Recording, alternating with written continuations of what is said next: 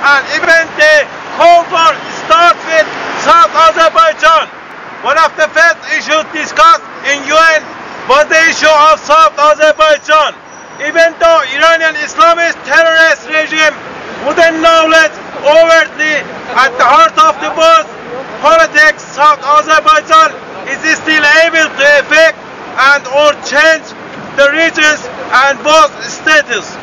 At the present time, South Azerbaijani Turks are over 35 million people, making majority of so-called Iran.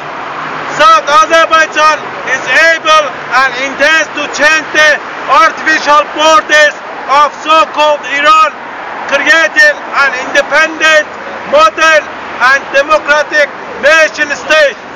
South Azerbaijani Turks ruled their own and neighboring nation for thousands of years. Their just governments, or Persians, Armenians, Georgians, Arabs, Kurds and other peoples of the region is embedded and taught in the literature and culture of the region. As long as historians can remember, under South Azerbaijani Turks, all people were equal and treated as such. Their religion, culture, language, traditions and integrity were respected and in most cases promoted. There is no single case of forcible assimilation to any language or religion in the region ruled by South Azerbaijani Turks. Christians, Jews and Muslims live side by side under Pahlavis, Seljuks, Safavids, Afshars, Qajars and many other Turkish empires for thousands of years. Under South Azerbaijani rule, no language banned. All languages were protected and promoted. This was the norm of millennium in the region up until 1920s. Colonial powers of the time prepared to eliminate Turkish rule over the area now called Iran, beginning to power some illiterate Persian and madman called Reza Pahlavi. This brought to an end the great Turkish Qajar Empire. Unfortunately, after the collapse of Qajar Empire in 1923 and installment of Reza Pahlavi by foreign powers to the crown, the situation changed drastically. A very tolerant Qajar system gave way to a despotic, narrow-minded, racist regime with the favor of Aryan melancholy. Reza Pahlavi, who was uneducated and literated himself, hired many intellectuals to fabricate a one language, one religion country of so-called Iran.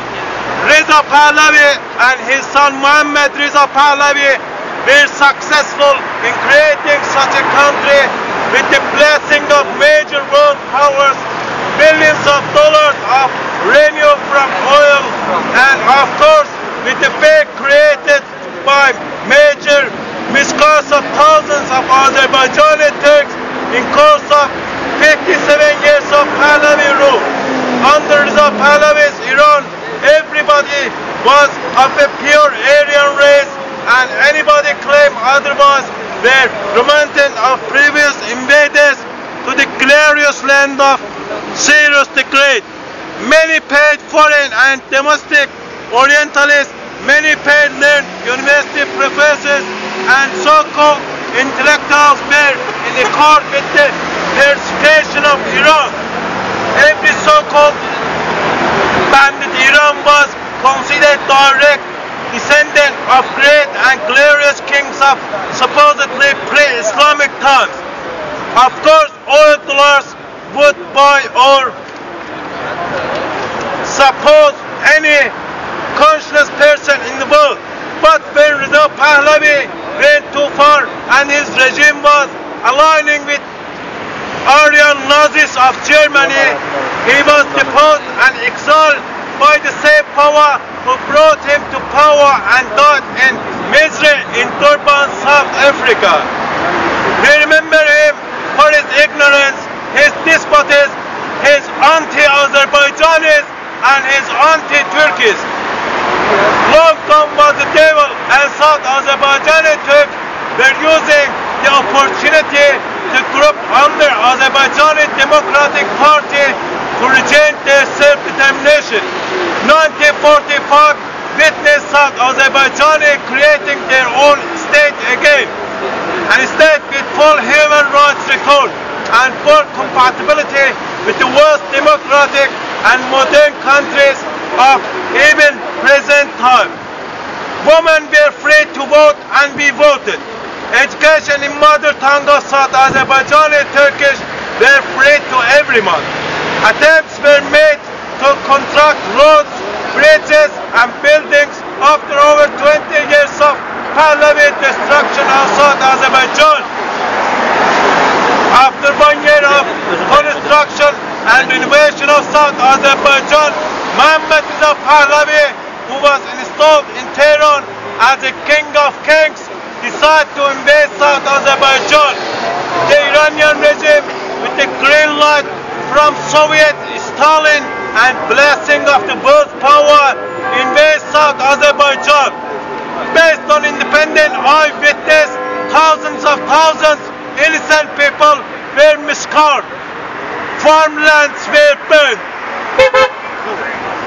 People's houses were plundered. Women were raped and men were killed. Persian army knew no limit in barbarism committed in South Azerbaijan. In 1946, the world watched the Persian army rape South Azerbaijan. Persian army had free hand in creating the state of horror in cities and villages of our motherland. For over 10 years, Shah's army and secret services persecuted South Azerbaijani